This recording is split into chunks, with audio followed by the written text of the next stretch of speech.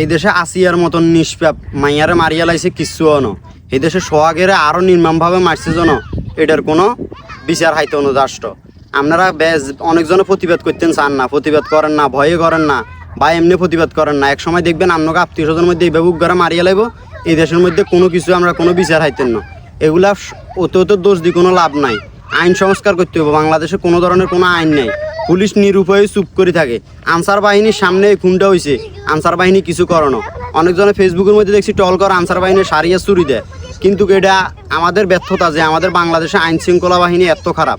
নাহলে সিসিটিভির ফুটেজে যেভাবে দেখলাম যে সোহাগের যেভাবে নির্মমভাবে মারতেছে, পাথর নিক্ষেপ করে যেভাবে মুখের মধ্যে মুখ থেতলি ফেলাইছে, এগুলো দেখানোর পরে কি আমরা ব্যাগে কি রাজপথে নামতে পারতাম না? যেটা আমার কথা হইলো, সে যত বড় অন্যায় করুক না কেন, এতে অন্যায়ের একটা সাজা আছে। তাই বলি এইভাবে মানে আহিলিয়া যোগের মতো বা সৌদি আরবে যারা অন্যায় করে তাদেরকে ওইভাবে মারা হয় না। তারা যেভাবে মারছে, তার দুইটা নিষ্পাপ শিশু আজ বাবা ডাকার মতো বাবা নাই দুনিয়াতে। একটা মায়ের বুক আপনারা খালি করছেন।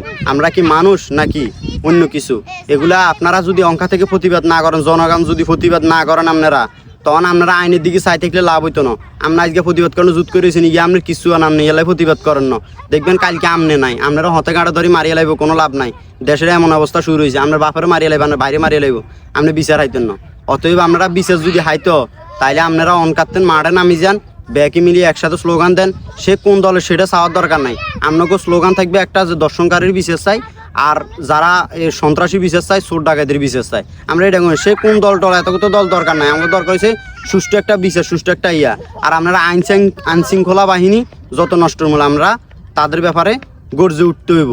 আইন শৃঙ্খলা বাহিনীর কোনো ভূমিকা নাই বাংলাদেশের মধ্যে। এখন বর্তমানে সবচেয়ে ক্ষমতাশীল হইল বাংলাদেশ সেনাবাহিনী, কিন্তু বাংলাদেশ সেনাবাহিনী হাতে ক্ষমতা থাকা সত্ত্বেও তারা কিছু করতে পারতেছে না। অতএব আমাদেরকে এখন থেকে রুখে দাঁড়াইতে হইব সন্ত্রাসীর বিরুদ্ধে, ধর্ষণের বিরুদ্ধে। বাংলাদেশ কবে সংস্কার হবে সেটা আমি জানি না। এভাবে সৌম্য মৃত্যু হলো, পারভেজের মৃত্যু হলো। এই যে নিষ্পাপ একজন আসিয়া, যার কথা খুব মনে কষ্ট শহীদ বলতেছি, যে আসিয়াকে কত নির্মমভাবে খুন করছে। খুনিরা নিঃসাক্ষী মানে দিছে যে আমরা খুন করছি, তারপরও এখন পর্যন্ত খুনিদের কোনো বিচার হচ্ছে না। আমাদের স্বরাষ্ট্র উপদেষ্টা বলছে যে 1 সপ্তাহের ভিতরে তাদের ফাঁসি কার্যকর করবো। কই এখন পর্যন্ত কিচ্ছু না। আমরা আবারও কই দিয়ে আমরা কে জুত করে থাকছে না, ব্যাগে প্রতিবাদ করেন। প্রতিবাদের কোনো মাইন নেই। সবাই ভালো থাকবেন। আসসালামু আলাইকুম।